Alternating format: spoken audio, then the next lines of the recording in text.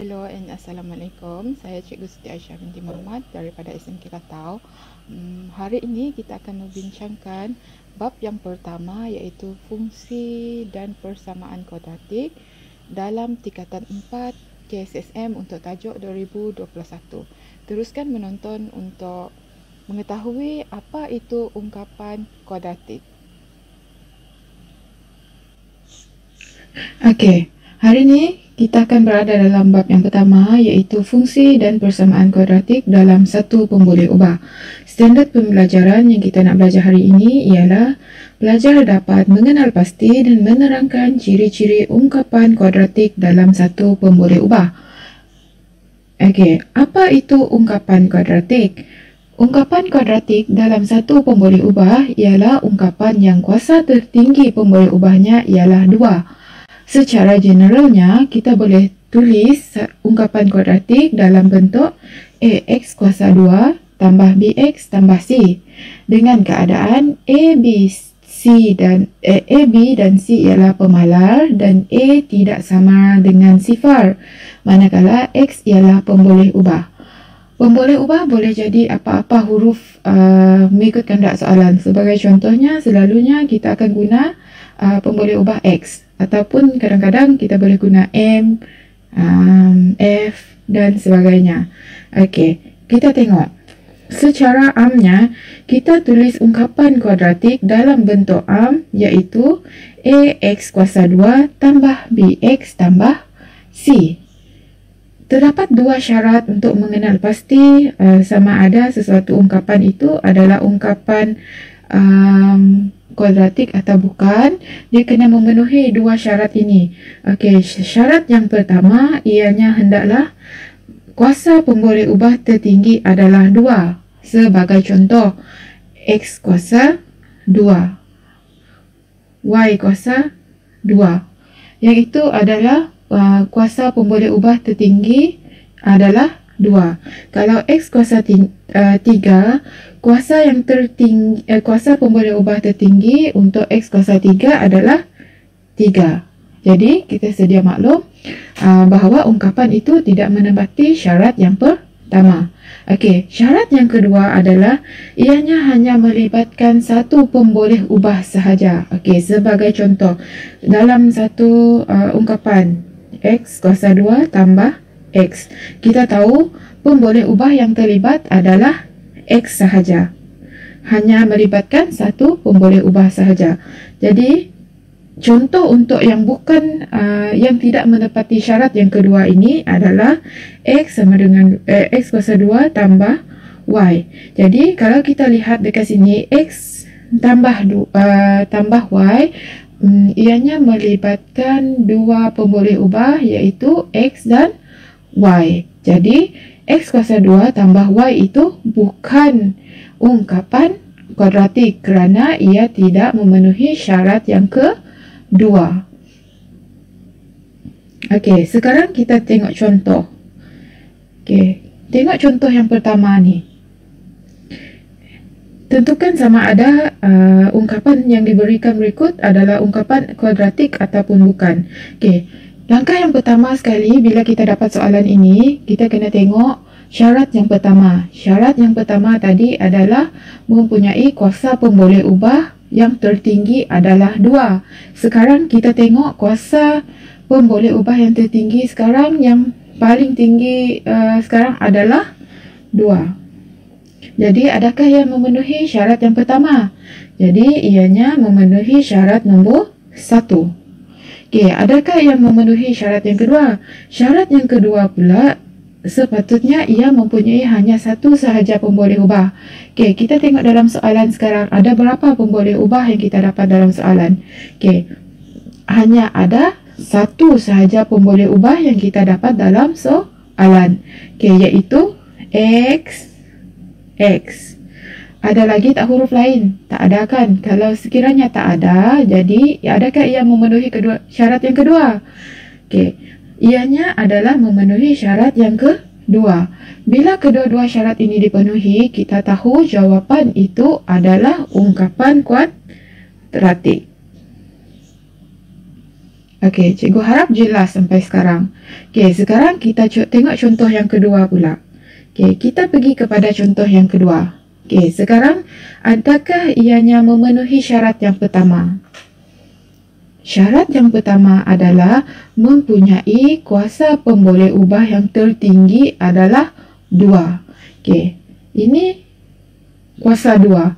Maksudnya kuasa pemboleh ubah yang tertinggi adalah 2. Maksudnya soalan kita memenuhi syarat yang pertama. Okey, sekarang tengok pula syarat yang kedua. Syarat yang kedua adalah hanya melibatkan satu sahaja pemboleh ubah. Dalam soalan kita tengok, adakah ianya melibatkan hanya satu sahaja pemboleh ubah? Okey, good. Ianya melibatkan 2 pemboleh ubah, iaitu X dan Y. Jadi, adakah dia menepati syarat yang kedua? Okay, very good. Ianya tidak menepati syarat yang kedua. Bila satu syarat saja syarat yang dipenuhi, maksudnya ia automatik adalah bukan ungkapan kuadratik. Jadi, jawapan adalah bukan. Jelas sekarang? Okey, kita masuk kepada contoh yang ketiga. Okey. Sekarang syarat yang pertama. Syarat yang pertama sentiasa kena ingat kuasa pemboleh ubah yang tertinggi adalah 2. Kita tengok punca kuasa dia. Kuasa yang diberikan adalah 2. Jadi ianya menempati syarat yang pertama. Okey. Syarat yang kedua, ianya hanya melibatkan satu sahaja pemboleh ubah. Sekarang pemboleh ubah yang diberi dalam soalan adalah M. Kita highlight M. Tengok, ada lain tak pemboleh ubah yang diberi? Tak ada kan? Hanya M sahaja kan? Maksudnya ianya hanya melibatkan satu sahaja pemboleh ubah. Jadi ianya memenuhi syarat yang kedua. Bila kedua-dua ungkapan ini memenuhi kedua-dua syarat itu, maksudnya jawapan kita adalah ungkapan kuadratik. Okey, kita ambil lagi satu contoh. Okey, sekarang kita tengok soalan ini. Okey, syarat yang pertama, adakah ianya memenuhi syarat yang pertama? Mempunyai kuasa dua pemboleh ubah yang tertinggi adalah 2. Sekarang kita tengok kuasa pemboleh ubah yang diberikan adalah 3. Jadi ianya tidak menepati syarat yang pertama. Okey, syarat yang kedua. Ianya hanya melibatkan satu sahaja pemboleh ubah. Okey, sekarang kita tengok F dengan F. Maksudnya ia mengikuti syarat yang kedua. Hanya satu sahaja yang mengikuti syarat. Maksudnya jawapan kita adalah bukan ungkapan kuadratik. Cikgu harap pelajar semua boleh faham sekarang. Okey, sekarang kita tengok kepada buku teks, contoh yang terdapat dalam buku teks. Okey, praktis kendiri 1.1.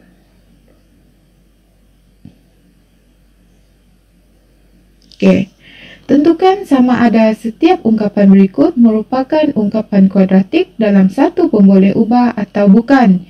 Jika bukan, berikan justifikasi anda.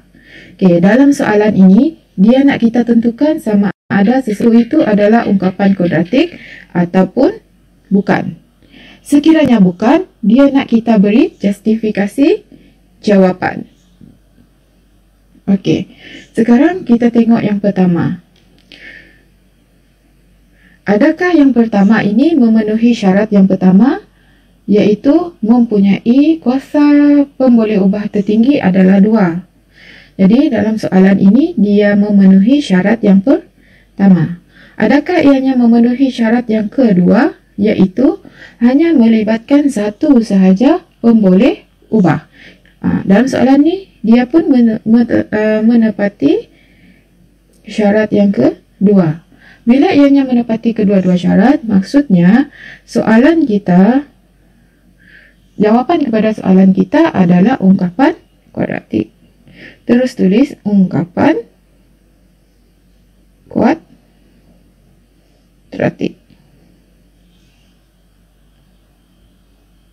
Okey, jelas?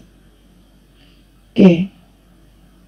Kita beralih kepada soalan yang berikutnya, iaitu 2x kuasa 2 tambah x negatif 2.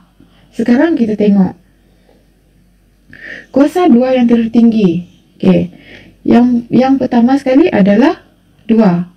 Dan yang kedua adalah negatif 2. Okey, adakah ianya memenuhi syarat yang pertama? Okey, very good. Ianya tidak memenuhi syarat yang pertama. Sebab kita tengok dekat sini, x negatif 2. Padahal pada syarat yang pertama sekali tadi adalah ianya hendaklah mempunyai kuasa 2, pemboleh ubah berikut mempunyai kuasa 2, mempunyai kuasa tertinggi 2. Jadi ianya tak memenuhi syarat yang pertama. Tapi ianya memenuhi syarat yang kedua, iaitu hanya melibatkan satu saja pemboleh ubah, iaitu x. Jadi kenapa ianya mengikuti syarat yang kedua? Sekiranya ia tidak mengikuti salah satu daripada syarat-syarat tadi, maksudnya soalan kita ini ataupun ungkapan kita ini adalah bukan kuadratik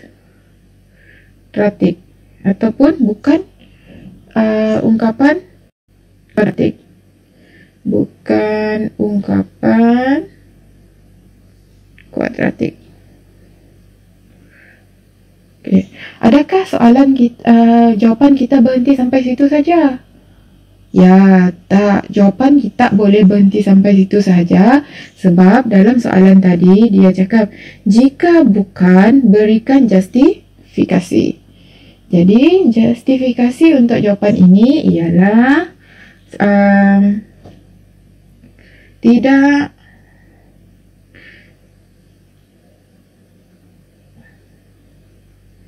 tidak memenuhi syarat yang pertama, iaitu ianya tidak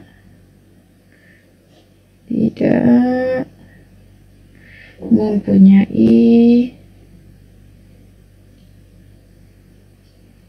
kuasa pemboleh ubah tertinggi adalah 2. Okey, jelas? Okey. Kita tengok yang seterusnya, soalan C. Okey.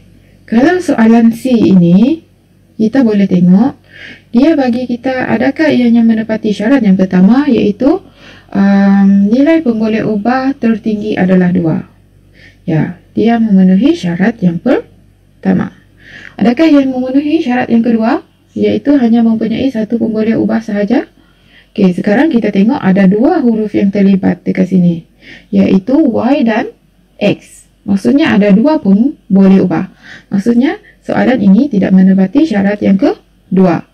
Bila tidak memenuhi syarat kedua-dua syarat itu, ianya akan menjadi bukan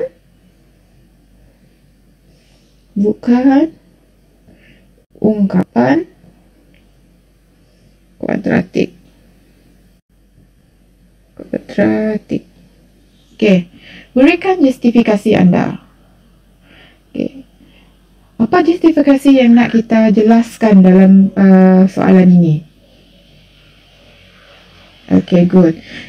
Jawapannya adalah bukan ungkapan kuadratik kerana ianya mempunyai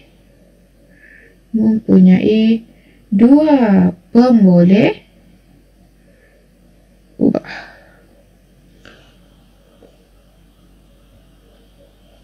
Okey, cikgu harap semua jelas mengenai ungkapan kuadratik.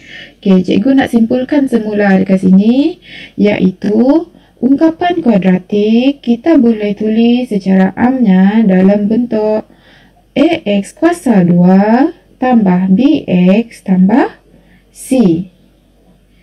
Kita kena tahu kedua-dua syarat Untuk kita kenal pasti sesuatu ungkapan itu adalah ungkapan kuadratik. Syarat yang pertama iaitu kuasa pemboleh ubah tertinggi adalah 2. Syarat yang kedua adalah ianya hanya melibatkan satu sahaja pemboleh ubah. Okey, cikgu harap murid-murid semua dapat mengikuti kelas kita pada part yang kedua nanti, iaitu kita nak menentukan nilai A, B dan C. Stay tune kelas cikgu yang kedua. Bye!